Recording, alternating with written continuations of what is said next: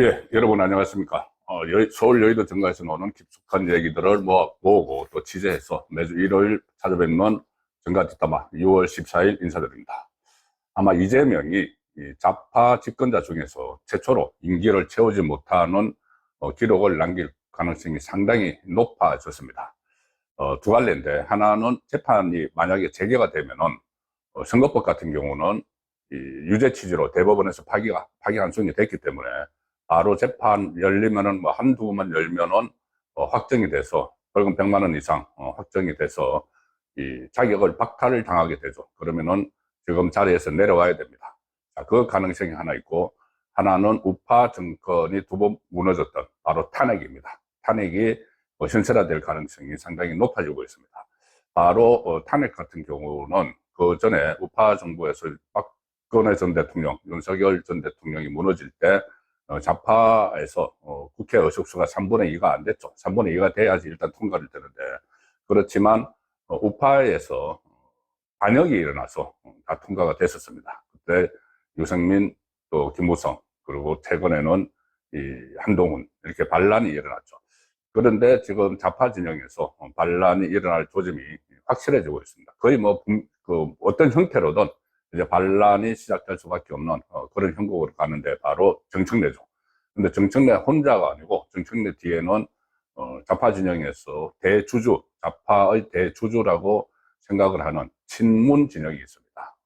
문재인, 그전에 노무현, 이쪽이 본인들이 주인이라고 생각을 하죠. 거기에 조국도 있고, 유시민도 있고, 또 방송, 좌파의 스피커, 김어준 씨도 거기에 포함이 되어 있습니다. 그러니까 어떻게 보면은 이재명이 지금 정권을 쥐고 있지만은 사실상 좌파 안에서 원래 주인들에게 둘러싸여 있는 그런 형국이죠. 그런데 원래 주인이라고 자처하는 그들이 정청래를 내세워서 이재명을 무너뜨릴 그럴 어떤 전략을 짜고 있는 것 같은 그런 느낌마저 듭니다. 그러니까 이재명은 위험을 느끼는 거죠. 위험을 느껴서 이 그 상대방을 제압을 하기 위해서 지금 정청래 죽이기에 본격적으로 나섰습니다.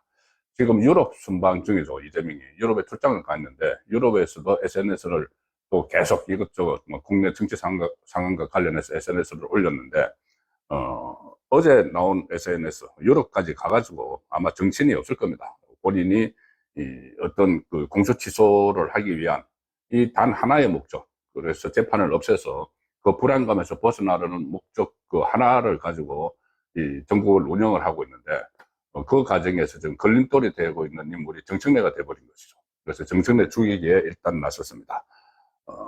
어제 이탈리아에 있었는지 프랑스에 있었는지 모르겠는데, SNS에 글을 올려가지고 이렇게 씁니다. 여당은 그 전에도 여당론 막 이야기한 적 있죠. 여당이 됐으면은 자신의 진영이 아니라 국민 전체를 향해야 한다, 이렇게 이야기를 했습니다. 이 이야기는 무슨 말이냐 하면은 그 이재명이 픽해서 국민의힘 출신 김용남을 평택에 출마를 시켰죠. 근데 평택에 출마를 시켰는데, 거기에 대해서 정청래도 아예 그냥 신경도 별로 쓰지 않았고 조국하고 이렇게 또 맞서고 있고 하니까는 오히려 조국을 편드는 그런 상황을 보였죠. 문재인 쪽에서. 그래서 거기에 대해서 국민의힘 출신이라고 해서 그러는 것 아니냐고 말하면서 야당론을 하면서, 여당은 자신의 진영이 아니고 국민 전체를 향해야 한다, 이렇게 사실상 정청래를 저격을 하는 그 이야기죠. 김용남뿐이 아니고 본인이 피익을 한 정원호 서울시장에서 떨어졌는데, 거기에 정청래가 집중하기보다는 자기 계파를 돕기 위해서 전북 선거에 올인을 했던 일이나, 또 본인의 참모 출신인 하정우를 부산 국가보궐선거에 내세웠는데, 정청래가 돈 다치고 가서 오빠 발언 이 논란으로 오히려 떨어지게 만드는데 역할을 해버린 결과적으로 그런 부분을 대해서 계속 정청래 죽이기에 나서는 것입니다. 왜 이렇게 정청래 죽이기를 하는가? 본인이 정청래를 정치적으로 죽이지 않으면 본인이 정치적으로 죽기 때문이죠.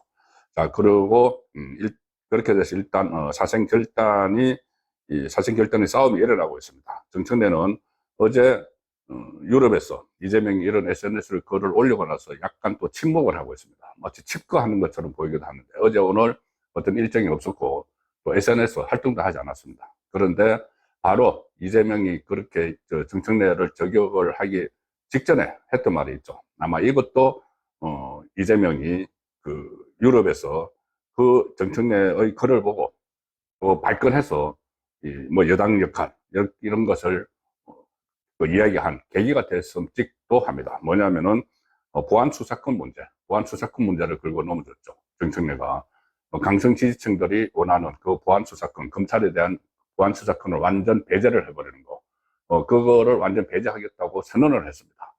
검찰 보안 수사권은 그 전에 법사위 추미애, 김용민 같은 강성 지지층들이 완전히 다 박탈을 해야 된다. 그것을 검찰이 수사를 하지 못하도록 해야 된다. 이렇게 이야기를 했고, 그것을 그 권리당원들 중에서 맹목적으로 좌파 진영을 사실상 좌파 진영을 뭐 장악하다시피 해버린 그 권리당원들이 주장을 하는 거죠. 검찰을 완전히 없애버려야 된다. 수사권 주면 안 된다. 그런데 이재명은 일반 그 법조인들 중에 상당수도 검찰 보안 수사권을 폐지를 하면은 경찰의 수사만 가지고 공소를 계속 유지를 해야 되는데, 그러면은 결국 경찰 수사력을 믿을 수 없기 때문에 국민이 피해를 입는다. 그 논리가 법조계 사이에서 상당히 많이 퍼져 있는데, 이재명이 겉으로는 그 논리 가지고 국민이 피해를 입는데 보안 수사권을 완전 폐지하면 안 된다는 입장이죠. 근데 실제로는 그 검찰의 보안 수사권을 검찰 쪽에 남겨주면서 대신 검찰이 자신의 재판에 대해서 공소 취소를 해주는 거래설, 그때 김호중 방송에서 제기가 됐던 거래설의 핵심이 그거죠. 이재명은 검찰의 보안 수사권을 남겨준다. 검찰의 수건이죠.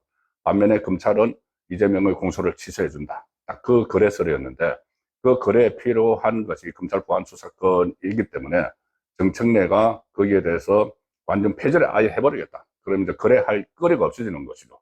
수단이 없어지는 것이죠. 그렇기 때문에 지금 유럽에 있으면서도 정청래를 막 공격을 하는 그런 모습을 보였고, 정청래는 이재명을 압박을 하면서 동시에 이제 8.17 전당대회에서 이 권리당원의 그 역할을, 그 몫을 굉장히 많이 지금 챙기고 있는 상황이기 때문에 권리당원 중에서 강성 권리당원에 어필할 수 있는 게 검찰 보안 수사권 완전 박탈이 되는 것이죠. 그래서 그걸 완전 박탈하겠다. 두 가지 목적이 있는 겁니다. 하나는 이재명이 거래 수단으로 삼을 수 있는 그것을 아예 뺏어버리는 거. 그래서 이재명을 압박하는 거. 또 하나는 8.17 전당대회에서 권리당원의 표심을 의식한 거. 두 가지입니다. 그리고 또 강성 권리당원의 표심을 의식해서 추진하는 것이 1인 1표제라는 것이죠. 과거에는 대의원하고 권리당원 사이의 그 표의 가치가 한 20대 1 정도 됐는데, 이것을 1대1로 맞춰준다. 그러면 권리당원 입장에서는 환호하는 것이죠. 자기들 역할이 커지니까는. 그래서 그전에도 정청래가 그런 공약을 해서 박찬대하고 당대표 경선을 할 때 권리당원 쪽에 압도적인 지지를 받아서 당선이 됐습니다. 대의원에서는 졌는데. 그래서 지금도 권리당원들을 향해서 1인 1표제를 하면서 또 구미에 맞춰주느라고 검찰의 보안 수사권을 완전 박탈하겠다. 그러니까 이제 검찰은 10월 달에 없어지는데 공소청 검사들에 대해서 이야기를 하는 겁니다. 공소청이 설치가 되니까. 자, 그런데 그것이 보안 수사권을 완전 박탈을 해버리면은 이재명으로서는 자기가 거래를 할 수 있는 하나의 가장 좋은 수단이 사라져버리니까 발끈해서 또 유럽에서 뭐 여당은 자신의 진영이 아니고 뭐 국민 전체를 향해야 한다. 자신의 진영이라는 것은 바로 정청래를 지원을 할 수 있는 그 강성 권리당원을 이야기를 하는 겁니다. 자, 그래서 이것도 일종의 정청래 죽이기로 했고, 정청래가 지금은 이제 보안 수사권을 제기를 하고 나서 그전에는 뭐 국민은 영원하고 정권은 짧다고 했죠. 정권은 짧다라는 것은 이재명을 언제든지 끌어내릴 수 있다는 이야기입니다. 과거에 박근혜 전 대통령하고 윤석열 전 대통령 탄핵할 때 좌파 진영에서 썼던 것이 뭐 정권은 짧다 이 이야기였죠. 그러니까는 5년을 다 채우지 못하고 끌어내리겠다는 그런 위협인 것이죠. 정청래가 했던 말은. 자, 그래서 그렇다고 뭐 이재명이 가만히 있지 않고 계속 SNS로 정청래를 저격을 하고, 그때 기자회견에서도 사실상 정청래 책임론, 선거 결과에 대한 책임론을 제기를 하면서 대신에 김민석을 막 띄우는 그런 발언을 했습니다. 그래 양쪽이 결과적으로 보면은 지금 사실 결단의 싸움을 하고 있는 상황이고, 정책내가 약간 지금 숨고르기를 하는 그 국면으로 접어들고 있는데, 아마 내일부터 또 뭐 최고위원회의 열리고 하면은, 이재명 계속 SNS에 그러려고 하면은 다시 한번 다시 이제 본격적으로 양쪽의 죽기 아니면 살기 싸움이 전개가 될 수밖에 없는 그런 흐름을 보이고 있습니다. 비명계에서는 지금 그 정청래를 막 엄호를 합니다. 일부 그 정청래계에서는 이탈 조짐도 있죠. 이게 이번에 당권을 잡는 쪽에서 그 내후년 총선에 공천권을 행사를 하기 때문에 이 사전 결단이 일어나지 않을 수가 없는 겁니다. 만약에 정청래가 잡으면은 그 전에 이재명이 당 대표일 때 총선 때 비명 행사, 친명 횡재 이런 말이 있었는데, 정청래가 잡으면은 완전히 친청이 횡재하고 친명이 횡사를 하는 그런 상황이 되는 것이죠. 자, 그리고 반대로 김민석이 잡으면은 친청계는 완전히 날아갑니다. 아마 국회 그 배지 거의 다 못 받을 겁니다. 그 전에 비명 행사했던 그런 기억들이 있죠. 그래서 친청계 중에서 일부는 이번에 김민석이 될 가능성이 높다고 보고, 이재명이 막 밀고 있으니까, 노골적으로 미니까 아예 정청래계를 하는 최민희 의원 같은 이런 사람들도 나타나고 있습니다. 그렇지만 정청래계 안에서도 정청래하고 생산고락을 운명을 같이 할 수밖에 없는 사람들이 있죠.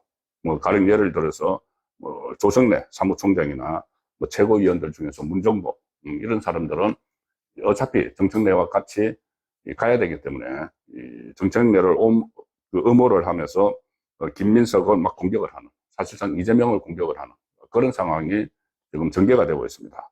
조성래 사무총장 같은 경우는 계속 친명 쪽에서 이번 그 지방선거 결과에 대해서 졌다, 사실상 진 거나 마찬가지다, 뭐 서울 뺏겼고 저 뭐 보궐선거 중에서도 4개나 국민의힘 쪽에서 가져가 버렸고 했기 때문에 그리고 하나 무소속 한동훈도 가져가고 했기 때문에 진 거나 마찬가지다. 그래서 정청래 책임지고 지금 사퇴하고 다음 지도부 경선 전당대회도 불참하라 이렇게 막 공격을 하니까, 정청래계에서는 또 엄호에 나섰습니다. 정청래를.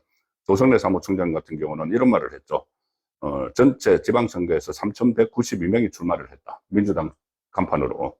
그 중에서 2,294명이 당선됐으니까 70% 이상의 승률인데 왜 졌다는 말이냐, 이런 논리를 또 들이댔습니다. 여기 이제 기초의원들까지 다 포함되는 거죠. 기초의원 같은 경우는 뭐 호남에 강주, 전남, 전북은 완전히 싹쓸이했으니까 그 비율로 치면은 그렇게 될 수밖에 없는 거죠. 그런데 어쨌든 그런 논리까지 갖다 붙이면서 정청래를 엄호하기 시작을 했습니다. 그리고 동시에 이제 전국위원회에서 권리당원들을 포섭하기 위해서 1인 1표제를 지금 도입을 하기 시작을 한 상황이죠. 자, 그런데 여기에 대해서 이제 어쨌든 이 당권이 어느 쪽에 가느냐에 따라서 완전히 다른 상황이 되죠.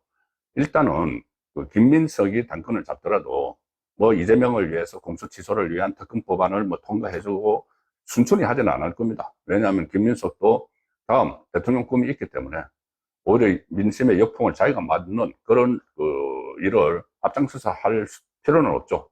그런데 만약에 그때 이재명의 힘이 절대 필요하다고 판단을 하면은 이제 이재명을 위해서 막 법안을 밀어붙이겠죠. 그런 반면에 김민석이 됐을 경우는 양쪽을 다 어느 쪽으로 방향을 잡을지, 이재명을 정말 적극적으로 도와서 대권을 잡으려고 할지, 아니면 이재명과 차별화해서 대권을 잡으려고 할지, 그 부분은 불분명하지만, 정청래가 당대표가 다시 된다면은 이것은 완전히 이재명하고는 결별되죠. 지금까지 이렇게 서로 간의 뭐 감정 다툼 이것도 있지만은 노선이 완전히 다른 사람들입니다. 그리고 그 정청래 뒤에는 정청래 혼자 할 수가 없죠. 뒤에는 문재인 세력이 있고 친노 세력이 있고 그다음에 김어준 같은 사람들이 있기 때문에, 그때 유시민이 말했던 A그룹 좌파, B그룹 좌파, A그룹 좌파는 무슨 뭐 가치를 지향하고 B그룹 좌파는 이익을 쫓는다. 그러니까 이익을 쫓는 이재명 쪽하고 같이 갈 수가 없는 것이죠. 자기들 인식에서는. 그래서 완전히 이재명과 단절을 하는데, 그러면은 일단 이재명은 레임덕 상태에 들어가 버립니다. 정청래가 8월 달에 당권을 잡으면 그 순간에 이재명은 레임덕 상태죠. 실권입니다, 사실상. 이 국회의 도움을 아무것도 받을 수가 없으면은 본인의 뭐 공수 취소는 물론이고 다른 법안들, 이재명이 추진하려고 하는 그 법안들도 제대로 통과를 안 시켜주겠죠. 그리고 그러니까 영이 안 먹히는 겁니다. 그러면은 공직사회 전반에 그런 부분이 영향을 미쳐서 이재명은 사실상 실권 상태로 자리만 지키고 있게 되는데 그 자리도 계속 갈 것이냐, 그것도 지금부터 상황이 어떻게 전개되는지에 따라서 다릅니다. 일단 이재명에 대한 탄핵 이야기가 계속 나오죠. 정청래 발로 이재명을 탄핵을 할 것이다. 근데 그것은 어떻게 보면은 약간의 그 국회 인석 구조가 변해야 됩니다. 지금 상황에서도 물론 뭐 민주당에서 대규모로 이탈을 해서 탄핵안을 발의를 하고 그것이 통과를 시켜서 헌재로 가서 인용이 될 가능성도 뭐 없는 것은 아니지만은 어쨌든 지금은 이재명이 그때 기명 행사를 시키면서 이재명 당으로 만들어 놨었죠. 그래서 현역 국회의원들 161명 중에서 친명 쪽이 한 뭐 100명 이상은 된다고 봐야 됩니다. 한 100명 가량. 그들 중에서 이탈표가 일부는 있더라도 지금 상황에서 3분의 2가 그러니까 200명 이상이, 국민의힘 합해서 200명 이상이 동의를 해야지 탄핵안이 처리가 돼서 헌재로 가기 때문에 현재의 좌파 안에서 이탈을 하는 규모, 예상 규모나 이런 것을 보면은 200명 이상이 동의를 하기는 상당히 좀 어려운 상황이죠.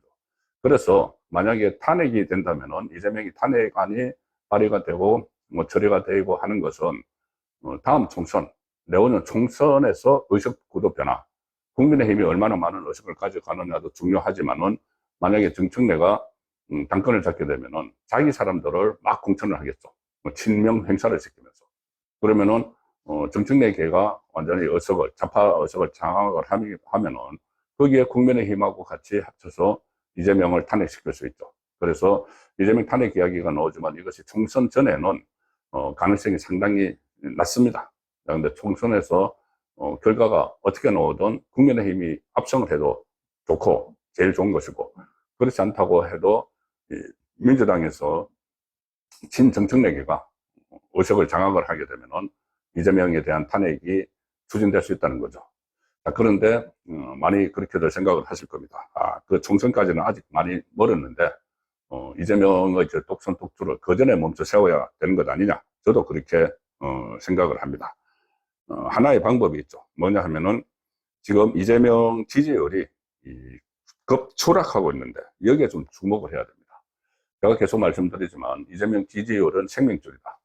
이재명 지지율이 떨어지면은 분명히 재판 재개, 이재명의 재판을 다시 열어야 된다는 목소리가 나옵니다. 자, 그런데 지금은 이재명 지지율이 어쨌든 뭐 여론조사 발표해서 뭐 60% 이렇게 하고 긍정평가율이 부정평가율을 훨씬 앞서갔죠. 그런데 지난주에 발표된 모든 여론조사에서 ARS든 전화면접이든 모든 여론조사에서 이재명 지지율은 9%, 7%, 10% 막 폭락을 하고 데드크로스까지 일어났습니다. 그러니까 이재명의 국정운영을 부정평가하는 그 여론이 긍정평가하는 여론을 앞서버리는 데드크로스까지 일어났죠. 이 상황 되면은 재판을 다시 해야 된다는, 특히 지난번 그 국정조사 청문회를 하면서 대북송금 사건을 비롯해서 대장동 사건도 그렇고 이재명의 이 사건들이 조작됐다는 것이 아니고 실제로 범죄 혐의가 있다는 것이 거의 뭐 드러났죠. 뭐 김성태, 방용철 그 진술 같은 데에 의해서. 그러므로 그렇기 때문에 재판을 다시 해야 된다는 여론이 이재명 지지율이 떨어지면 떨어질수록 확 불이 붙을 수가 있고, 특히 좌파 진영에서 정청래 쪽에서 정청래나 또 그쪽의 스피커인 유시민이나 유시민 같은 경우는 이재명의 공소취소 추진을 미친 짓이라고까지 표현을 했죠. 미친 짓. 그러니까 재판을 해서 그렇게 자기가 죄가 없다고 하면 재판을 열어라. 이렇게 왜 억지로 취소하려고 하느냐. 이게 이제 조금 더 발전을 하면은 재판을 재개해야 된다는 여론이 빗발치겠죠.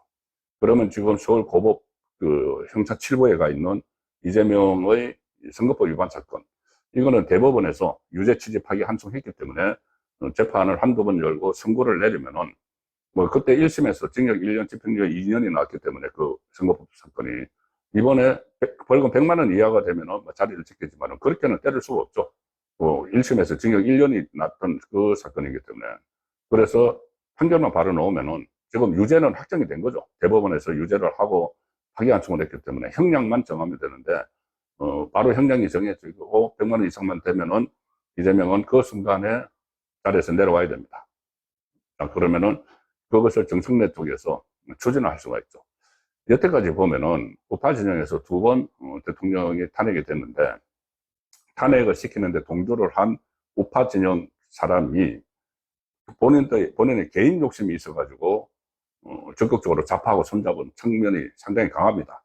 다른 예를 들어서 박근혜 전 대통령이 탄핵될 때 앞장섰던 유승민이 본인이 그 탄핵으로 인해서 치러진 보궐선거에 출마하지 않았다면은 어떻게 어느 정도 뭐 중도층 이런 데서라도 진정성을 인정을 할 수가 있지만은 본인이 출마를 했습니다. 바른정당 만들어서 실제 본선까지 출마를 했죠. 그러니 유승민도 그때 박근혜 전 대통령이 이 중간에 낙마하면은 자기가 정권을 잡을 수 있을 거라고 생각을 했기 때문에 그런 행동을 하는 겁니다. 한동훈도 마찬가지죠. 한동훈도 윤석열 전 대통령 탄핵 입장으로 갑자기 돌아선 것이 이 탄핵을 해야지, 탄핵을 해서 자리가 비켜야지 한동훈 자기가 정권을 잡을 수 있다고 생각을 한 거죠. 실제로 그래서 한동훈은 국민의힘 대선 후보 경선에까지 출마를 했습니다. 정말 진정성이 있다면 자기가 정계 은퇴를 하든지 아니면은 정계 은퇴를 안 하더라도 자기가 끌어내린 그 자리를 자기가 들어가기 위해서 대통령 보궐선거에 출마하는 거는, 조기 대선에 출마하는 것은 그것은 진정성이 없는 거죠. 그러니까 정청래도 마찬가지일 거라는 이야기입니다. 정청래도 대권 욕심이 아주 강하기 때문에 어떤 기회가 되면은 빨리 이재명을 끌어내려서 그 자리를 자기가 차지하려고 하는 그 욕심에 충만해 있겠죠. 그리고 그것뿐이 아니고, 그렇지 않으면 자기가 죽을 수가 있으니까는, 자기가 당할 수가 있으니까, 언제든지 권력에 의해서 당할 수가 있으니까, 그 정청래뿐이 아니고, 또 그 뒤에 있는 문재인 세력이나 김어준 세력도 자기들이 자기들 이너서클에서 정권을 갖기 위해서 정청래를 내세워서, 재판 재개, 그러니까 총선 이전에는 재판 재개 여론을 띄울 수가 있다는 겁니다. 지금 서울고법 7부 판사, 재판장이나 그 판사들 같은 경우는 여론이 재판을 해야 된다고 막 하면은 헌법 84조 그것들을 자의로 해석을 해서 일단 밀어놨는데, 충분히 헌법 84조를 다시 제대로 해석을 해서 재판을 할 수가 있는 것이죠. 자, 그런 상황도 지금 충분히 가정을 할 수가 있습니다. 그리고 재판 재개는 일단 민심에 따른 것이고, 탄핵은 이제 국회에서 의결을 해서 헌재로 가야 되는데, 이재명이 이 탄핵을 받거나 아니면은 뭐 재판이 다시 속행돼서 임기를 중간에 내려놔야 되는 그런 이유들은 많습니다.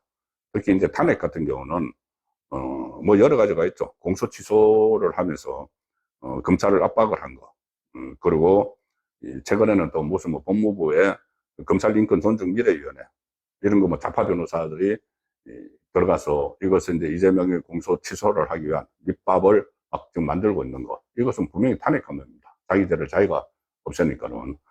그리고 노골적인 선거 개입도 있었죠. 이것도 탄핵감이죠.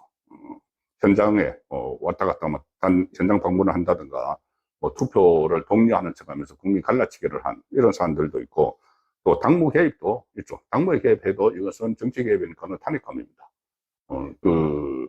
기자회견 하면서 막 김민석은 막 띄우고 정청래 책임론을 제기를 하고, 사실상 책임론 제기를 하고, 그런 것들도 다 탄핵 사유다.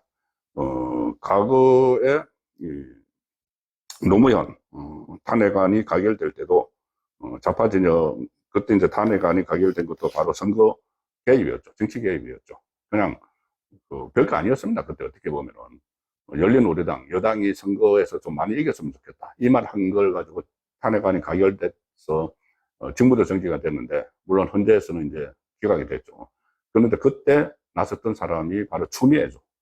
좌파 안에서 추미애가 좌파 안의 역학관계에 의해서 탄핵에 찬성을 해서 이 탄핵안이 가결이 된 겁니다. 국회에서. 나중에 그 잘못했다고 삼보일배 하기도 했지만은, 그러니까 지금 이재명이 탄핵 국면으로 가면은 이 정청래가 그때 했던 추미애 역할을 하게 되는 그 상황이 되는 것입니다. 자, 그래서 지금은 또 여러 가지 탄핵 사유들 때문에 현재로 가도 인용될 가능성이 높습니다. 조금 전에 제가 말씀드린 노골적인 선거 개입, 당무 개입이나 공소 취소를 시도하는 것, 그리고 최근에 투표소 사태, 그 투표용지 부족 사태, 이게 부실이 여러 군데서 발견이 되고 지금도 잠실에서 집회가 열리고 있죠. 그리고 이것이 부실이 계속 쌓이면 이제 부정선거가 되는데, 그 부분은 더 가려야 되지만은, 여기서 이재명의 책임론이 강력하게 대두가 됩니다. 이번 사태, 투표용지 부족 사태, 그리고 부실 관리, 부정까지는 안 간다 하더라도, 부실 관리만 놓고도 이재명의 탄핵 사유가 지금 새로 등장을 했습니다. 바로, 위철한, 지금 사실상 그 선관위의 실권자죠. 그 선관위 노태학 위원장이 사퇴를 했지만은, 저희는 비상임입니다. 비상임이고, 선거관리위원들 9명 중에 유일한 상임으로 실권을 행사하는 사람이 위철한 상임 선거관리위원장인데 딱 한 명입니다. 상임은 딱 한 명입니다. 그러니까 실제로 상임 선거관리위원하고 사무총장이 이것을 다 장악을 해서 다 처리하는 것이죠. 그런데 위철한이 이번에 노태학이 사퇴를 했는데, 위원장이 그 실권자인 위철한이 사퇴하기는커녕 위원장 직무 대행으로 좀 무슨 수습한다고 하고 있습니다. 그런데 이게 수습을 하는 수습을 하려는 그 일을 만든 사람이 바로 위철한이죠. 그 선관위의 실권자이기 때문에, 뭐 투표용지 부족이나 아니면 뭐 선거인 명부 누락이나 아니면 뭐 여러 가지 의혹들 전부 다 위철한이 총 책임을 져야 됩니다. 그 위철한을 책임을 묻지 않고 오히려 위원장 직무 대행을 시켰죠. 그렇게 지금 하고 있는 사람이 이재명입니다. 이재명이 그때 위철한을 상임 선거관리위원으로 해서 사실상 선관위를 장악을 하도록 만들었는데, 위철한이 어떤 사람입니까? 이재명의 사법연수원, 그리고 사법고시 동기입니다. 동기고, 동기들 중에서도 몇몇 친한 사람들이 있었는데, 서로 이제 같이 밥 먹던 밥을 먹는 친구다. 그런 것들이 그때, 상임 선관위원회 지명됐을 때부터 그때 논란이 됐죠. 그리고, 문재인 캠프에도 있었고, 그러니까 선거를, 관리를 총괄 책임지는 사람이 문재인 캠프에 있었던 정치성이 강한 사람이죠. 거기다가 이재명이 대표를 하던 2023년에는 민주당 윤리심판원장, 그러니까 민주당의 당직자입니다. 당직자를 선거를 관리를 총괄하는 그 선관위 실권자로 보냈으니까 그 속이 빤히 들여다 보이는 것이죠. 선거 관리를 좌파 진영에 이제 유리하게 하는 그런 밀명을 띄고 간 거랑 마찬가지입니다. 그래서 나경원 의원이 SNS에 오늘 글을 올렸는데, 법조인 출신이죠. 나경원 의원이 이 자체가 탄핵 사유가 된다는 겁니다. 뭐냐면은 측근이 장악한 선거관리위원회의 총체적 불법 직무유기가 나타났는데, 이거를 유야무야 듣고 넘어가려고 하기 때문에 이것은 국민의 참정권을 보장한 헌법을 수호하려는 의무를 저버린 위헌행위다. 그럼 이것은 탄핵감이죠. 직무유기를 유야무야 듣고 넘어가기 위해서 지금 특검을 반대하는 사실상 그런 입장이고, 또 특검을 해야지 이게 다 파헤쳐지는데, 합수본이라는 걸 이재명이 지시를 해서 합수본을 만들었죠. 금경 합수본. 믿지 못할 수사 결과를 항상 내놓는, 저번에 전재수 합수본처럼.